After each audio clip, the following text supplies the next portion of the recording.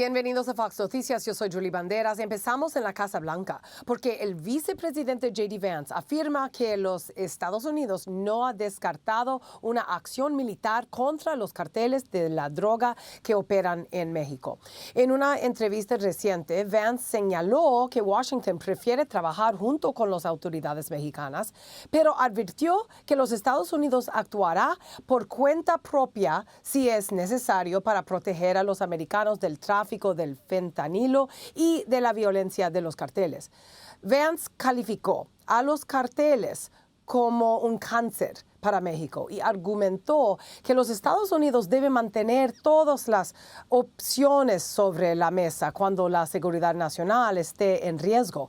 Por su parte, la presidenta mexicana Claudia Sheinbaum ha rechazado estas posturas, insistiendo en que las operaciones militares extranjeras en suelo mexicano siguen siendo una línea roja. En cuanto al propio presidente Trump, él asegura que México ha perdido el control frente a los carteles. Escuchemos. Drugs are down by water 97%, and over 60% they're down, and now we're going to go and focus on the land. They come through Mexico. Mexico has lost control of their country. The cartels run Mexico, and it's sad. And the president's a very good woman, but she's a very scared woman. The drug cartels are totally running Mexico. It's not even close. Carlos Matienzo, experto mexicano en seguridad nacional, está conmigo ahora para hablar del tema. Muchas gracias por estar aquí. Gracias a ustedes, Julie. ¿Qué opina sobre los comentarios del vicepresidente J.D. Vance sobre que los Estados Unidos no ha descartado una acción militar contra los carteles de droga en México? Bueno, creo que reitera que es la prioridad de seguridad nacional, posiblemente una de las más grandes para los Estados Unidos. Y creo que la mayoría de los mexicanos, si bien no deseamos una intervención extranjera en nuestro territorio, somos muy patriotas en ese sentido, sí coincidimos en que tiene que haber una ofensiva mucho más determinada en contra de estos enemigos de la seguridad nacional en el caso mexicano y de la seguridad internacional. Creemos que nuestro propio ejército, nuestras propias Fuerzas Armadas tienen la capacidad para hacer esa ofensiva, para neutralizar a esos enemigos, pero el problema no son nuestras Fuerzas Armadas, el problema es nuestra comandante en jefa. La presidenta de la República de México rechaza declarar la guerra frontal contra el crimen organizado, pretende seguir administrando un problema que ya debería de resolverse de forma determinante, seguir tratando a los cárteles como si fueran enemigos comunes, como si fueran delincuentes comunes y no como enemigos de la nación, como amerita ya el problema en el caso de México. México no necesita una intervención extranjera. México necesita un cambio de régimen, porque el problema es que el régimen actual en muchos lugares pactó con el crimen organizado y ahora no toma la decisión de romper esos pactos para combatirlos de forma decidida. Vance dice que los carteles son un cáncer para México y que Washington prefiere trabajar con las autoridades mexicanas para combatir el crimen organizado. Pero la presidenta Claudia Sheinbaum se ha opuesto. Entonces, ¿cómo debería manejar los Estados Unidos esta situación con Sheinbaum?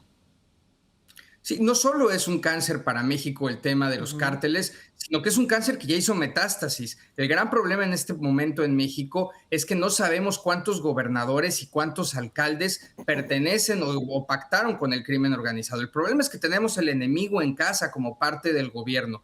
Creo que coincido en algo de lo que dice el vicepresidente Vance. Hay una posibilidad de colaborar muy fuerte a nivel, digamos, institucional operativo. Nuestras Fuerzas Armadas son capaces de colaborar con el Pentágono, nuestra gente de seguridad con la gente de Homeland Security, y la colaboración es muy buena. El problema es político, no es tanto técnico u operativo. El problema son las decisiones de la presidenta Claudia Sheinbaum, que, por ejemplo, ante la solicitud de extradición del Departamento de Justicia en contra de un gobernador que todos en México sabemos que se coludió con el crimen organizado, ha decidido protegerlo. El problema está en el régimen mexicano. Por eso es tan importante hablar de cambio de régimen en México y tendrá que llegar por la vía electoral. La otra duda que tenemos muchos mexicanos es si esa puerta sigue abierta. Creo que en ese sentido el gobierno de Estados Unidos tiene que poner mucha atención a la democracia mexicana, porque si no logramos sacar a quienes no quieren combatir al crimen organizado por la vía electoral, el problema es que una vez que ya no esté la administración Trump presionando al gobierno de México, podemos volver a los viejos tiempos. Cambiando un poco de tema, ¿cuál es su opinión ante el llamado de Maru Campos para que la presidenta Sheinbaum coopere con los Estados Unidos sobre Rubén Rocha y la respuesta de Sheinbaum calificándolo de propaganda política? Ese es el otro gran problema en México, que a quienes pedimos que haya un enfrentamiento más frontal contra el crimen organizado, particularmente quienes están en la oposición y quienes así lo están haciendo, colaborando con los Estados Unidos en algunos casos, los han calificado como traidores a la patria. Parece que es, si estás conmigo con el régimen de Claudia Sheinbaum, que además pacta con el crimen organizado, eres amigo, pero si decides combatir a esos mismos criminales y en una de esas incluso colaborar o aprobar algunas de las posturas de Estados Unidos, eres un enemigo de la nación. Creo que la gobernadora Maru Campos ha tomado una postura muy valiente en México porque es un régimen bastante autoritario el de Claudia Sheinbaum y ella ha decidido dar un paso al frente en contra del crimen organizado y denunciar a los otros miembros de la clase política que se han coludido con los cárteles. Eso tiene muchos peligros por el lado del gobierno y también por los propios cárteles. Carlos Matienzo, muchas gracias por estar aquí con nosotros. Buen día. Gracias a ustedes. La influencia de Zohran Mamdani está creando un efecto dominó socialista. Analizamos las implicaciones después de esta corta pausa. Y además pueden ver nuestro programa de lunes a viernes por nuestra página web, foxnoticias.com, y nuestro canal de YouTube a las 4 de la tarde, también por Fox Nation a las 5 de la tarde y por nuestra nueva plataforma Fox One. No se lo pierdan.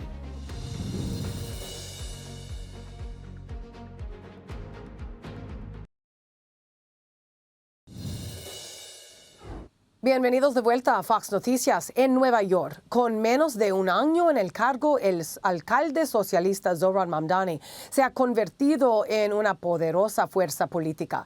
En una victoria sorpresiva, los 3 candidatos que Mamdani respaldó derrotaron a sus oponentes demócratas más moderados en las primarias del Congreso de este martes.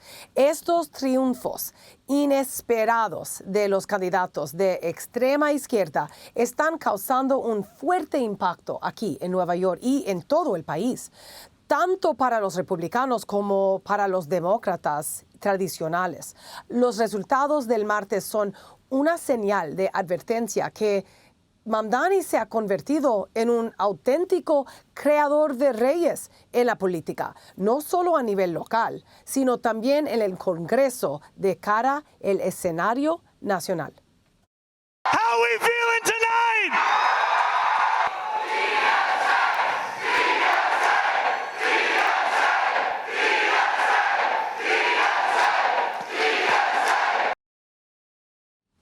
El resultado ha reavivado un serio debate dentro del Partido Demócrata entre los sectores progresistas y los moderados. Así que la gran pregunta ahora es, ¿tienen los candidatos socialistas una mayor probabilidad de ganar contra los republicanos en las elecciones de medio término? Santiago Vidal Calvo, analista de políticas públicas del Manhattan Institute, está conmigo ahora para hablar del tema. Muchas gracias por estar aquí. Hola, Yuli. No, muchas gracias a ti por la invitación. ¿Qué opinas de la influencia de Zohran Mamdani? Los 3 candidatos que respaldó ganaron sus primarias. Yo creo que aquí estamos viendo un caso en la ciudad de Nueva York en el que el alcalde de socialista, Zohran Mamdani, ha logrado influenciar muchísimas de las carreras, no porque tenga mejores políticas públicas, sino porque tiene una maquinaria gigantísima detrás de él. Y con nosotros entendemos por lo menos el efecto de los demócratas socialistas de América, el DSA, como un Hail Mary event, como un evento de que Zohran Mamdani llegó para ellos para poder salvarles el partido, la popularidad de ellos, y gracias a que tiene una maquinaria política, de comunicación política gigantísima y de una narrativa tan fuerte en la ciudad de Nueva York, ha logrado engañar a la ciudad completa. Y esa es la realidad. La ciudad no sabe todavía en lo que se ha metido votando por unos socialistas al poder, que no van a poder hacer muchísimos de los planes que quieran, pero que tienen una maquinaria de comunicación gigantísima y que gracias a eso han logrado ser elegidos. ¿Qué nos dicen estas primarias de Nueva York sobre el rumbo que está tomando el Partido Demócrata? Bueno, lo que sabemos de estas primarias es varias cosas. Lo primero, el votante en averaje en Nueva York es un votante joven, educado de colegio y blanco. Estas son las cosas que estamos viendo principalmente en los trends que están saliendo de las primarias. Segundo, que Zohran Mamdani sí tiene una influencia muy grande sobre las elecciones en Nueva York, pero que además de eso, que hay gente que está creyendo en el mensaje, que está cayendo en el mensaje de Zohran Mamdani, que lamentablemente, aunque hayan habido la crisis fiscal que está sucediendo en Nueva York, que tuvieron que cortar muchísimas cosas del presupuesto y tuvieron que buscar ayuda del Estado, que ese tipo de cosas no afecta mucho, pero que sí le atribuyen a Zohran Mamdani cosas como por lo menos que los Knicks hayan ganado este año la NBA Championship. Ese tipo de cosas me parecen que están dejando que el público se lleve a ese tipo de argumentos y que no sean cosas importantes de la vida a día, que no son cosas como que ha bajado la seguridad en Nueva York, o que ha bajado la criminalidad, que ha mejorado el tema de educación pública en Nueva York. Todas esas cosas todavía no han sucedido de una forma significativa, pero todavía la gente está creyendo el mensaje de Zohran Mamdani y es lo que los demócratas socialistas de América buscan, que personas que puedan ser carismáticas lo suficiente como para poder traer gente a su equipo y que irrespectivamente si tienen resultados políticos o no, que todavía voten por ellos. ¿Por qué estas elecciones primarias están atrayendo tanta atención a nivel nacional? Yo creo que es un poco el efecto de lo que mucha gente esperaba en contra de Mamdani y contra Trump. Cuando tienes Trump, el efecto de muchísimas primarias alrededor del país en el que él respalda candidatos y los candidatos ganan muchas veces con muy grandes márgenes, yo creo que están buscando los demócratas gente igual que pueda hacer ese mismo respaldo. Y Zohran Mamdani puede ser que haya hecho eso en Nueva York. Ahora bien, el efecto nacional de Zohran Mamdani todavía está, hay que ver cómo sucede en los próximos años.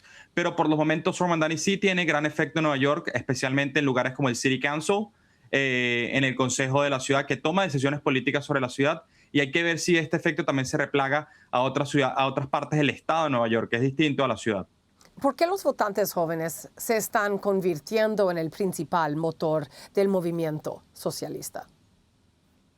Yo creo que es una mezcla de dos cosas. Un punto de experiencia política. Yo creo que falta mucha experiencia política en el votante joven. Y que obviamente cuando viene una persona como Zohran Mamdani a prometerte cielo y tierra, pues sí, tú vas a caer en esas promesas. Y lamentablemente hay que entender que la ciudad está en un momento de muchísimos problemas estructurales que no se han podido solucionar. Por lo menos un problema como el problema de la vivienda, que muchísimas personas están teniendo grandes costos de vivienda en renta y que no han podido solucionar eso. El problema de criminalidad, también un problema, y que muchísimas cosas, a que los votantes jóvenes caen a una persona que te promete solucionar todas estas cosas cuando en realidad las promesas no son concretas, no tienen resultados, y lamentablemente van a ver el resultado de sus votos dentro de 2 o 3 años cuando Zohran Mamdani ya haya tenido suficiente tiempo en el gobierno y no haya podido hacer los cambios estructurales de los que estamos hablando. Sí. ¿Y usted cree que estamos viendo una transformación histórica dentro del Partido Demócrata? Yo creo que hay que ver si él tiene una participación histórica y que si esto va a tener que impactar al Partido Demócrata a nivel nacional. Ok.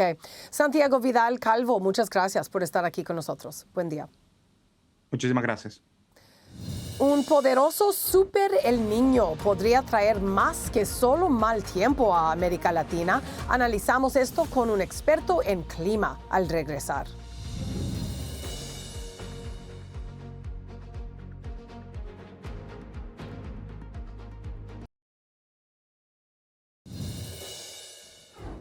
Bienvenidos de vuelta a Fox Noticias. Varios países de América Latina se están preparando para la llegada de un Super El Niño. El Niño calienta las aguas del Pacífico tropical y ya pone en alerta a varios países, mientras Perú y Ecuador se preparan para lluvias, inundaciones y deslaves. Partes de Centroamérica y el norte de Sudamérica podrían enfrentar el escenario contrario: sequía, escasez de agua e incendios forestales. El impacto económico también podría ser significativo, ya que las condiciones climáticas extremas amenazan la agricultura, el suministro de agua y la infraestructura de muchos países de la región. Los científicos señalan que este fenómeno de El Niño está coincidiendo con temperaturas globales récord, lo que aumenta el potencial de un clima más extremo y de mayores desafíos para economías que se ya encuentran bajo presión. Ante esto, la pregunta es esto: ¿cómo pueden prepararse estos países? Para analizar este panorama, Diego Restrepo Zambrano, experto en cambio climático en Colombia, se encuentra conmigo ahora. Muchas gracias por estar aquí. Muchas gracias a ustedes. Muy buenos días. Dígame cómo debería prepararse América Latina para esto. Bueno, estamos enfrentándonos ante un niño histórico. Según la agencia de la NOAA de Estados Unidos, este es un fenómeno del niño que va a ser muy fuerte. Eso quiere decir que estaríamos enfrentándonos con un evento extremadamente incierto. Sin embargo, pues ya hemos pasado por este tipo de fenómenos, sabemos los efectos que suceden en diferentes partes de América Latina, en la zona del norte de Sudamérica, como países como Colombia, Venezuela, se sabe que sufren de déficit de lluvias, mientras que otras zonas como Perú, Ecuador, sufren de inundaciones por exceso de lluvias, igual que arriba, en México, en América Central. También el déficit de lluvia es muy diferente los efectos que se sienten en el territorio y en parte, sobre todo en América Latina. Y la preparación pues consiste en tres pilares fundamentales: la seguridad hídrica para el consumo de agua pues, de las personas, pero también América Latina, en promedio el 50% de la generación eléctrica depende del agua. Eso quiere decir que también estamos hablando de seguridad energética en una parte importantísima de América Latina. Y por el otro lado, la seguridad alimentaria, donde van a haber ganadores y perdedores, porque en algunas partes por sequías tenemos menor producción agrícola, pero en otros lugares donde ese efecto no es tan fuerte y al contrario hay excesos, si no hay inundaciones que afecten los cultivos, pues puede haber de hecho una ventaja competitiva con respecto a esas zonas de cultivo. Pero en general el fenómeno del Niño trae de manera muy generalizada efectos de déficit de lluvia que traen unas presiones muy grandes en la agricultura de toda América Latina y pues efectos posibles inflacionarios en los productos. Entonces, ¿cómo pueden estos países prepararse económicamente? Pues a ver, ahí tenemos hay un reto grande con respecto a cómo nos empezamos a preparar desde ya. ¿Sí? Por lo menos el tema de los embalses, de los niveles de los embalses, dependen mucho de las acciones que se tomen ya, porque los embalses se demoran en llenarse varios meses, al igual que se demoran en vaciarse varios meses. Entonces estamos hablando de un fenómeno del Niño que va a tener unos efectos fuertes partiendo de octubre, donde en octubre ya se van a empezar a ver esos efectos de déficit de lluvia, pero el efecto y el impacto grande se va a dar a principios de año, enero, febrero, porque ahí es donde en muchas partes de la región comienza la temporada seca, y esa temporada seca, si tenemos unos embalses bajos, pues podría haber un déficit tanto de recurso hídrico, de agua para consumo, como de generación energética, y además pues no estar preparados para los cultivos, pues tener suficiente riego y suficiente agua para absorber ese efecto. Por el otro lado, ahora, partes de Centroamérica y en el norte de Sudamérica podrían sufrir sequías severas, pérdidas en las cosechas, escasez de agua y un aumento en la actividad de incendios. Entonces, ¿qué tan grave será el impacto en la agricultura? Sí, pues nuevamente es un impacto muy diferenciado. Sin embargo, claro, en Centroamérica en general normalmente durante un efecto del fenómeno del Niño sufre de déficit de lluvias altísimos. Ahora, hay un beneficio, y es que hay menos probabilidad de huracanes. Esto pues da unas condiciones un poco favorables, pero al mismo tiempo las condiciones de sequía en Centroamérica y en el norte de Sudamérica pues estarían generando unas problemáticas muy altas que pueden generar nuevamente una inflación en los precios de los alimentos, y también de la disponibilidad de alimentos a nivel global. Pues Sudamérica es una despensa bastante importante de alimentos para el mundo. Ok. Diego Restrepo Zambrano, muchas gracias por estar aquí con nosotros. Buen día. Muchas gracias a ustedes. Ahora regresamos con más Fox Noticias.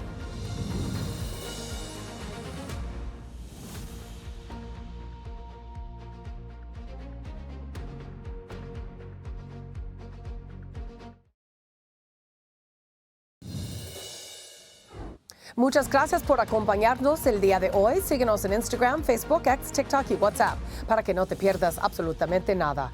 Con Fox Noticias, yo soy Julie Banderas.